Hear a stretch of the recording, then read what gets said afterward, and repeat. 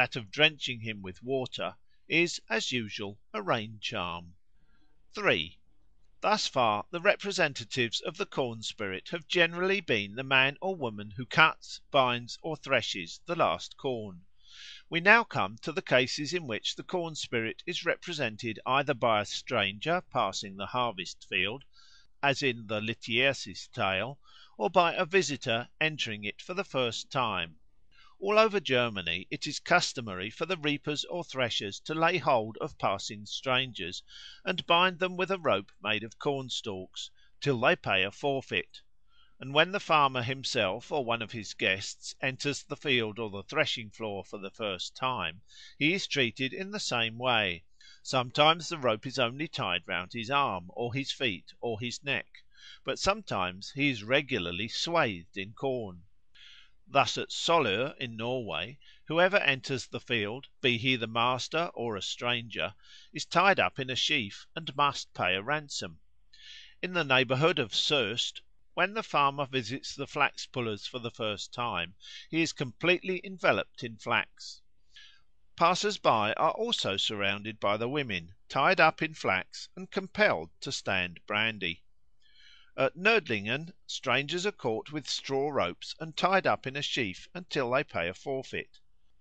Among the Germans of Haselberg in West Bohemia, as soon as a farmer had given the last corn to be threshed on the threshing floor, he was swathed in it, and had to redeem himself by a present of cakes.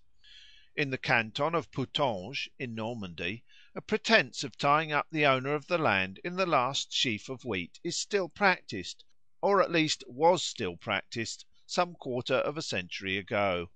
The task falls to the women alone. They throw themselves on the proprietor, seize him by the arms, the legs, and the body, throw him to the ground, and stretch him on the last sheaf. Then a show is made of binding him, and the conditions to be observed at the harvest supper are dictated to him. When he has accepted them, he is released and allowed to get up. At Brie, Ile de France, when any one who does not belong to the farm passes by the harvest field, the reapers give chase. If they catch him, they bind him in a sheaf, and bite him, one after the other, on the forehead, crying, "You shall carry the key of the field."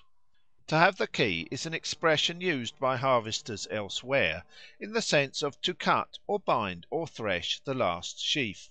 Hence it is equivalent to the phrases "You have the old man," "You are the old man," which are addressed to the cutter, binder, or thresher of the last sheaf. Therefore, when a stranger, as at Brie, is tied up in a sheaf and told that he will "carry the key of the field," it is as much as to say that he is the old man, that is, an embodiment of the corn spirit. In hop picking, if a well dressed stranger passes the hop yard, he is seized by the women, tumbled into the bin, covered with leaves, and not released till he has paid a fine. Thus, like the ancient Lityerses, modern European reapers have been wont to lay hold of a passing stranger and tie him up in a sheaf. It is not to be expected that they should complete the parallel by cutting off his head, but if they do not take such a strong step, their language and gestures are at least indicative of a desire to do so.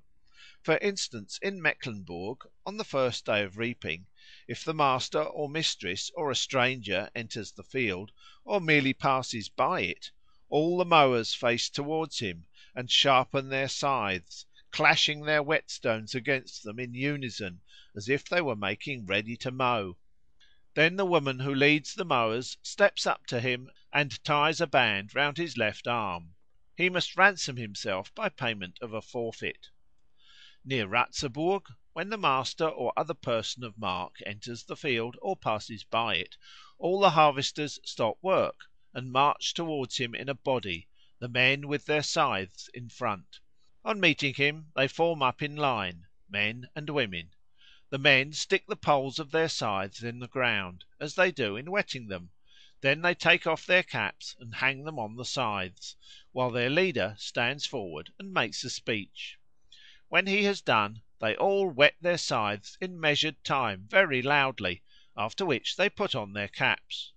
Two of the women binders then come forward, One of them ties the master or stranger, as the case may be, with corn ears or with a silken band; the other delivers a rhyming address. The following are specimens of the speeches made by the reaper on these occasions. In some parts of Pomerania every passer by is stopped, his way being barred with a corn rope. The reapers form a circle round him and sharpen their scythes, while their leader says "The men are ready, the scythes are bent, the corn is great and small, the gentleman must be mowed." Then the process of whetting the scythes is repeated.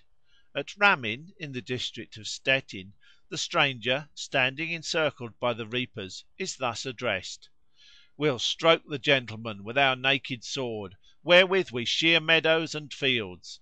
We shear princes and lords; labourers are often athirst.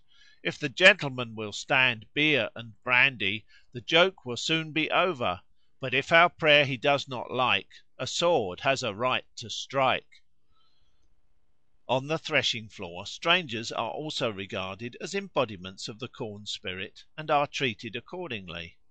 At Wiedingharde in Schleswig, when a stranger comes to the threshing floor, he is asked, "Shall I teach you the flail dance?" If he says yes, they put the arms of the threshing flail round his neck as if he were a sheaf of corn, and press them together so tight that he is nearly choked. In some parishes of Vermland (Sweden), when a stranger enters the threshing floor where the threshers are at work, they say that "they will teach him the threshing song." Then they put a flail round his neck and a straw rope about his body.